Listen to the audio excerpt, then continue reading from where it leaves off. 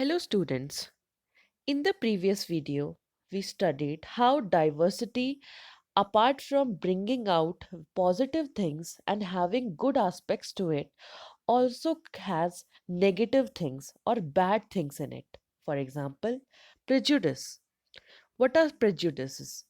Prejudice means to judge other people negatively or see them as inferior. Inferior means lower than us.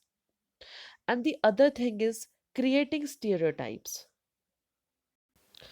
Stereotypes are created when we fix people into one image, or we fail to see people apart from the way we have been taught to see them as. We fail to accept the people for what they actually are. What do stereotypes do? Stereotypes stop us from looking at each person as a unique individual, and they fit large number of people into only one pattern or only one type. And stereotypes affect all of us as they prevent us from doing certain things that might otherwise we be good at. Now we are going to study about inequality and discrimination. What is discrimination? How does it happen? Discrimination happens when people act on their prejudices or stereotypes.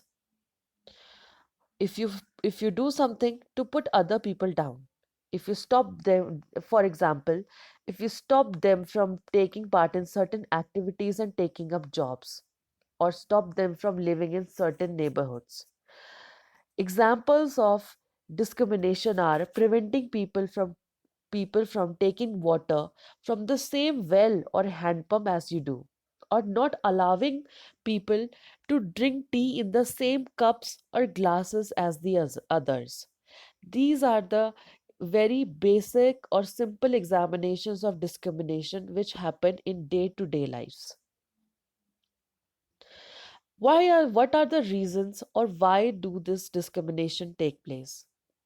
There are several reasons. In the previous chapter, we read the story about Samir Ek and Samir Do. In this story, we saw that both Samir Ek and Samir Do were different from each other in many ways. For example, the first difference was that they belonged to different religions. Different religions or different religious backgrounds are an aspect of diversity. However, this same thing can also be a source of discrimination. How?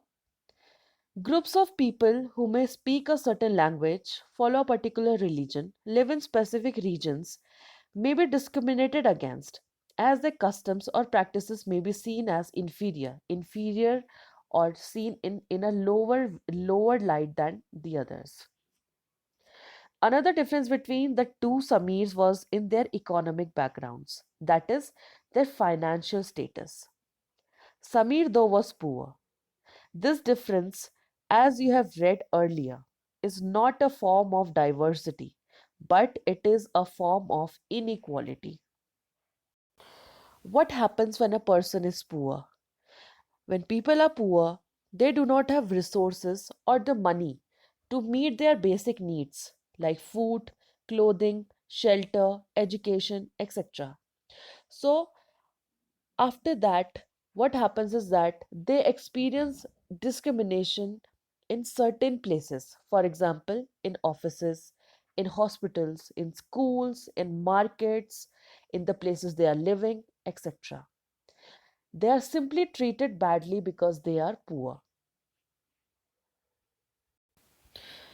Now, from the story of both Samirs, we come to the conclusion that discrimination can be of two types, that is, based on the religious background of a person and based on the financial status or the economic condition of a person.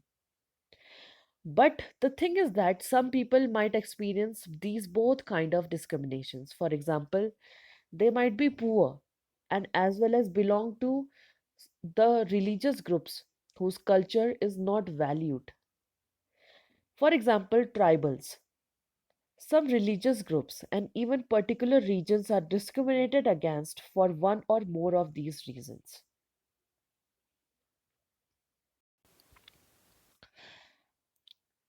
Now we are going to study why some people are being discriminated against.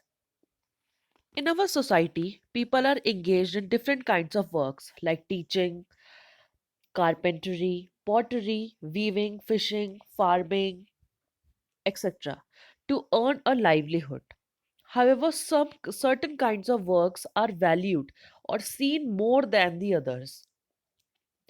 Activities such as cleaning, washing, cutting hair, picking garbage are seen as tasks that are of less value, and people who do these works are seen as dirty or impure. Such kind of belief is a very important aspect of the caste system. So, what is caste system? In the caste system, communities or groups of people were placed in a sort of a ladder or pyramid where each caste was either above or below the other. Those who placed themselves at the top of this ladder called themselves upper caste and saw themselves as superior, while the groups who were placed at the bottom of the ladder were seen as unworthy and were called untouchables.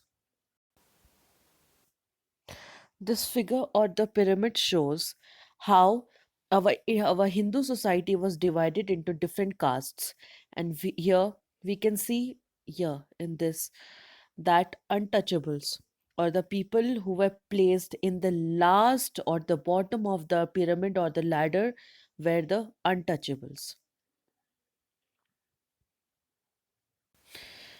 The people who were called untouchables were treated with a lot of disrespect. They were not even allowed to be seen, to be heard. They, it was said that the shadow of an untouchable should not even fall on you. The rules of the caste system were set, and they did not allow the so called untouchables to take on work other than what they were meant to do.